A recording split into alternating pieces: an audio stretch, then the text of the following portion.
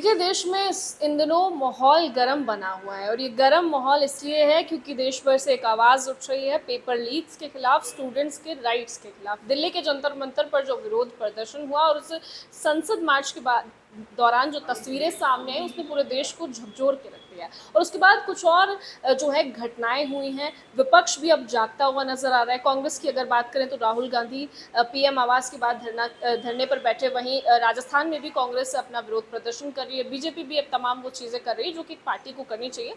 आज हम जयपुर के आम आदमी पार्टी कार्यालय पे हैं, जहां पे प्रदेश अध्यक्ष कीर्ति पाठक मैम हमारे साथ हैं और आज जंतर मंतर पर जो मुद्दा लगातार चल रहा है या फिर राजस्थान में क्या कुछ खामियां हैं सरकार की वजह से, उस पर बात करेंगे। मैम, सबसे पहले जो बड़ा मुद्दा इन दिनों बना हुआ है जंतर मंतर का, हालांकि तमाम पॉलिटिशियंस, हर पार्टी, अब किसी पार्टी विशेष का मुद्दा नहीं रह गया, सारे सुप्रीमो, सारे जो नेता है वो वहां पर पहुंचे। आपका क्या टेक है? क्योंकि राजस्थान की अगर बात करें, जयपुर की अगर बात करें, तो आम आदमी की तरफ से ये मैं पहला टेक देख रही हूँ जहां जंतर मंतर को लेकर बात होगी। जी, जंतर मंतर का टेक एक्चुअली यही है, देश का भविष्य है यूथ। और अगर हमारे बच्चों को इस तरीके से दौड़ा दौड़ा के पीटा जाएगा और उनकी वाजिब मांगों को नहीं माना जाएगा। क्या मांग रहे हैं वो? कि जिस व्यक्ति ने मतलब एक संवेदनशीलता के साथ उस पेपर लीक को रोकने का प्रयास नहीं किया या पेपर लीक उससे नहीं रुके, तो लगातार लीक्स होते रहे, अगर उस पर वो उनका इस्तीफ़ा मांग रहे हैं तो क्या वो गलत बोल रहे हैं? लोकतंत्र में हमें यह अधिकार है कि जिस व्यक्ति को हमने चुना है अपने मत से, उनका हम वो मांग सकते हैं। त्यागपत्र मांगने में, किसी भी प्रकार का प्रोटेस्ट करने में, इन सब चीज़ों के राइट्स हमारे को हमारा कॉन्स्टिट्यूशन देता है। तो ऐसा क्या हो रहा था जिस पर बीजेपी सरकार को बुरा लगा और बीजेपी सरकार ने उस आंदोलन को कुचलने का प्रयास किया, लोगों में डर बैठाने का प्रयास किया, लोगों को दौड़ा के मारा, लोगों के सिर फोड़ दिए, लोगों को मतलब आप लाठियां भांजते हो बच्चों के ऊपर, जो क्या कर रहे हैं? क्या कर रहे थे वो? गुंडागर्दी कर रहे थे, लड़कियों को छेड़ रहे थे, बलात्कार कर रहे थे, क्या कर रहे थे वो? ऐसा कुछ भी नहीं कर रहे थे, सिर्फ अपने हक की आवाज़ बुलंद कर रहे थे। संसद भवन का घेराव करने के लिए जा रहे थे। आपको किसने बोला कि वो संसद भवन के अंदर घुस रहे थे? बाहर अगर कर रहे थे, आप सुरक्षा वहाँ पर कड़ी कर देते, आप इनको एक आराम से ह्यूमन चेन बनाने देते, आप बोलते कि हम आपके साथ हैं। आपने सरकार को, बीजेपी को किसने रोका उनका साथ देने से? विपक्ष अगर अपनी रोटियां सेक रहा है तो आप ही ने तो मौका दिया है। अगर आप सहानुभूति पूर्वक पहले ही दिन या दूसरे दिन या 5वें दिन या 10वें दिन उनको बात करने को बुला लेते और ठंडे छींटे मारते बच्चों के उस पे जले हुए हृदय पर, तो क्या बच्चे चुप नहीं होते? बच्चे तो वैसे भी बात मानते हैं माँ बाप की, बच्चे तो अपने बड़ों की बात मानते ही हैं। मैम, सबसे बड़ा जो इस प्रोटेस्ट पे आवाज़ उठ रही है वो ये कहा जा रहा है कि ये आम आदमी का मुखौटा पहनकर ये बच्चे बच्चे या फिर ये कहें जो लीडर्स हैं वो अपनी रोटियां सेक रहे हैं, राजनीति चमकाने की कोशिश हो रही है। बच्चों के हक की हमें भी चिंता है, ऐसा सत्ताधारी पार्टी की तरफ से कहा। अगर चिंता है तो उसे दिखाना भी पड़ता है। आज बच्चा जो है उसको बताना तो पड़ता है ना, हम बच्चे को प्यार करते हैं या बच्चे को बोलते हैं तुम्हें समझ जाना चाहिए, हम तुम्हारा भला चाहते हैं, पेपर लीक्स हो रही हैं, तुम सुसाइड कर रहे हो, लेकिन सरकार तुम्हारा भला चाहती है, ऐसा है नहीं। क्योंकि उसके तार बीजेपी के लोगों से ही जुड़े हुए थे। तो बीजेपी अगर गुंडागर्दी से, अगर उन लोगों का कहते हैं पेपर्स बेच करके पैसे अगर वो कर रही थी और किसी प्रकार से बच्चों को ये पता चला और यूथ ने अगर एजिटेट किया, तो क्या गलती करी हो? एजिटेट करना हमारा राइट है। और अगर आप ये सोचते हैं कि किसी भी प्रकार की कोई राजनीतिक पार्टी अपनी रोटियां सेक रही है, तो सर मुद्दा आपका था, राजनीतिक रोटियां आप सेक लेते, आप उनको पहले से ही बात कर लेते, हम लोगों को मौका ही नहीं मिलता उनका साथ देने का। बिल्कुल।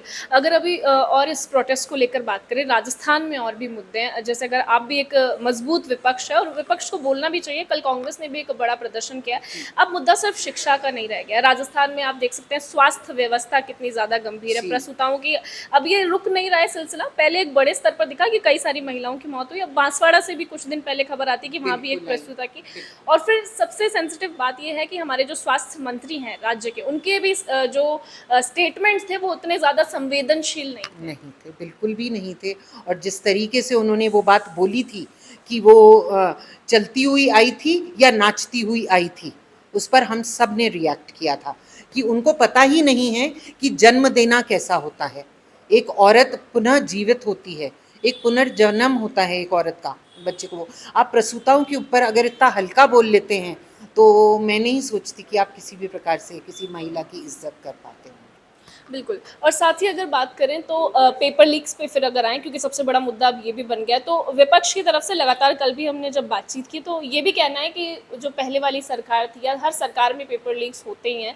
हम पूरी कोशिश कर रहे हैं। आज पीएम मोदी ने भी फास्ट ट्रैक कोर्ट्स की बात कही है कि हम फास्ट ट्रैक जो कोर्ट्स हैं वो लगाएँगे और जल्दी से जल्दी जो भी गुनहगार हैं, जो भी पेपर लीक में शामिल हैं, उनको सज़ा मिलेगी। तो हम काम कर रहे हैं, ऐसा एक मोदी जी को बहुत जल्दी फास्ट ट्रैक कोर्ट्स याद आ गए। मोदी जी को बहुत जल्दी पता चल गया कि पेपर लीक्स हुए हैं। जब लोगों के सिर फूट गए तब मोदी जी को पता नहीं चला। मोदी जी पीछे से निकल गए। मोदी जी को ये समझ में नहीं आया कि मेरे को बच्चों के सामने जाकर के एक बार माफ़ी मांगनी चाहिए। मोदी जी को ये क्यों नहीं समझ में आया कि मैं भी इन लोगों के वोट से चुना हुआ एक व्यक्ति हूँ और मेरा कद बड़ा ही होगा अगर मैं वहाँ जाके, चाहे वो बंद दरवाजे के पीछे से बोलते, लेकिन उन बच्चों के सामने जाकर के बोलने की हिम्मत होनी चाहिए थी। उनमें वो हिम्मत नहीं थी और इन लोगों ने अपना वो नैतिक अधिकार खो दिया है। अब मोदी जी कुछ भी बोलें, जब उन्होंने सिर फोड़ दिए बच्चों के, और चाहे मोदी जी हो चाहे कोई भी हो, अगर राजनीति की बात करता है तो अब वो बच्चा सुन नहीं रहा है। वो बच्चे को बुरा लग गया है। आप खुद सोचिए, अगर आपके या मेरे साथ ये हुआ होता तो क्या हम माफ़ कर पाते? जबकि हम इनोसेंट हैं। हम इनोसेंट हैं, हम वहाँ जाकर के सपोर्ट ही तो कर रहे हैं और क्या कर रहे हैं। मैं बार बार एक ही बात दोहराती हूँ कि सरकार के हाथ से ये मुद्दा निकल चुका है। सरकार ने गलती करी है और सरकार आज अगर चेतती है तो भी मतलब वो सही नहीं ठहराई जा सकती, क्योंकि जो सरकार ने बोला वो हो चुका है। सरकार तभी थोड़ी सी ठीक मानी जाएगी जब वो धर्मेंद्र प्रधान को इस्तीफा देने को मजबूर करेगी, जब वो उन पुलिस वालों की जो कार्रवाई है जिन्होंने मारपीट करी उन पर चिन्हित करके उनको कार्रवाई करेगी और मोदी जी पूरे देश के सामने आकर के माफ़ी मांगेंगे। रही बात राजस्थान की, तो राजस्थान की सरकार हर तरीके से फेल है। आपने जैसे बात करी स्वास्थ्य सेवाओं में ज़ीरो है, पेपर लीक यहाँ पर भी हुए हैं, आरपीएससी के मुद्दे यहाँ पर भी उठे हैं। कुछ भी तरीके से राजस्थान की सरकार यहाँ पर अभी भी जो पर्ची सरकार है वो एक बेहतर तरीके से राजस्थान को रूल करने में अक्षम रही है। एक बड़ा सवाल और पूछा जा रहा है, क्योंकि लगातार शिक्षा मंत्री धर्मेंद्र प्रधान के इस्तीफे की मांग हो रही है और एक अकाउंटेबिलिटी गवर्नमेंट से मांगने की कोशिश की जा रही है। कई जो आलोचक हैं, जो क्रिटिक्स हैं, वो ये भी कह रहे हैं कि आपने शिक्षा मंत्री की तो जो इस्तीफे की मांग कर दी, लेकिन जो एनटीए के चेयरपर्सन है, जो एजेंसी खुद ही एग्जाम करवाती है, उनसे अकाउंटेबिलिटी क्यों नहीं मांगी जा रही है? एजेंसी किसके अंडर है? चेयरपर्सन को भी इस्तीफे की बात नहीं, एजेंसी किसके अंडर है? गवर्नमेंट सरकार के, है ना। जब हम सरकार से ही मांग कर रहे हैं तो सरकार को ही वो सब करना है ना। उस चेयरपर्सन का भी इस्तीफा सरकार को लेना है। हमने तो सबसे बड़े पर्सन का इस्तीफा मांग लिया। आप अब वो ठहराइए ना जवाबदेही और उन सब के ऊपर कार्रवाई कराइए। हमें तो एक एक पर्सन की कार्रवाई की ज़रूरत है। आप लोग करिए, हमारा एक काम है। हम मोदी जी से माफ़ी की बात कर रहे हैं तो ऐसे ही सरकार को ही अकाउंटेबल ठहरा रहे हैं ना, कि हम यही तो चाह रहे हैं कि वो हमारे प्राइम मिनिस्टर हैं और प्राइम मिनिस्टर किसी भी प्रकार से एक्शन लें, वो एक्शन नहीं ले रहे हैं। एक सवाल विपक्ष से भी लगातार पूछा जा रहा है कि 1.5 महीने से ये आंदोलन चल रहा है, तो विपक्ष की नींद अब क्यों खुल रही है 1 महीने बाद? हम तो डे 1 से साथ हैं युवाओं के और हम हमेशा साथ रहेंगे। हर जो वाजिब मांग होगी वो चाहे किसी की तरफ से भी उठाई जाएगी, आम आदमी पार्टी उसके साथ रहेगी, उसका भरपूर साथ देगी, जैसा कि हमने करके दिखाया है। हमने आंदोलन को हाईजैक करने का प्रयास कतई नहीं किया है। हम उनके पीछे खड़े रहे हैं और हम हमेशा उनके पीछे खड़े रहेंगे, उनके साथ खड़े रहेंगे। कहीं ना कहीं लोग अभी जो कांग्रेस ने भी पीएम आवास के बाहर एक धरना प्रदर्शन किया, विपक्ष उसमें दिखा, डिटेन जो हुए हैं अभी राजस्थान में भी, अशोक गहलोत जो पूर्व मुख्यमंत्री और गोविंद सिंह डोटासरा डिटेन हुए हैं। इस तरह से छात्रों के द्वारा भी या कुछ लोगों के द्वारा भी सोशल मीडिया पर देखा जा रहा है कि जो मेन मुद्दा है, जो एक बड़ा आंदोलन जंतर मंतर पे चल रहा है, उसको कमजोर किया जा रहा है ये सब करके। नहीं, ऐसा क्या आप सोच रहे हैं? ऐसा आप सोच रहे हैं? ऐसा मैं नहीं सोच रही, ऐसा सुनने में आया। हाँ बिल्कुल, वो ऐसा परसेप्शन क्रिएट किया जा रहा है। कांग्रेस अगर इस तरीके की बात करती है पेपर लीक की तो वो हास्यास्पद है। अगर अशोक गहलोत बोलते हैं पेपर लीक पर कुछ तो वो बहुत ज़्यादा हास्यास्पद है। अगर डोटासरा जी इसके विरोध में खड़े होते हैं तो वो और भी ज़्यादा, क्योंकि हम जानते हैं आरपीएससी में क्या घोटाला हुआ था। डोटासरा जी के कौन कौन से रिलेटिव्स जो हैं उनको चुना गया। तो कहीं ना कहीं कांग्रेस सरकार भी इस तरीके की चीज़ों में वो रही है, संलिप्त रही है। अशोक गहलोत जी के टाइम पे लीक नहीं हुए पेपर लीक, पेपर्स भी लीक हुए हैं। तो अब अगर आप ये बोलते हो कि हमारी जवाबदेही नहीं थी पर आपकी है, तो गलत है। बीजेपी और कांग्रेस एक ही थैली के चट्टे बट्टे हैं।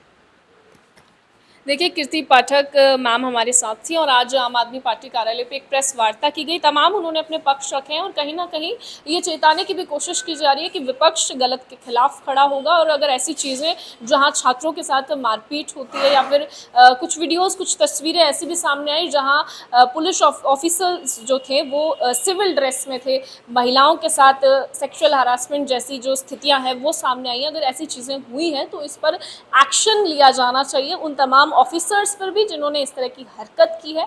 अब उम्मीद करते हैं कि विपक्ष जो ये आवाज़ लगातार उठा रहा है इसका असर भी अब ज़मीन पर देखने को मिलेगा। मेरे सहयोगी संजय के साथ मैं सुशीला सोनी, जयपुर से।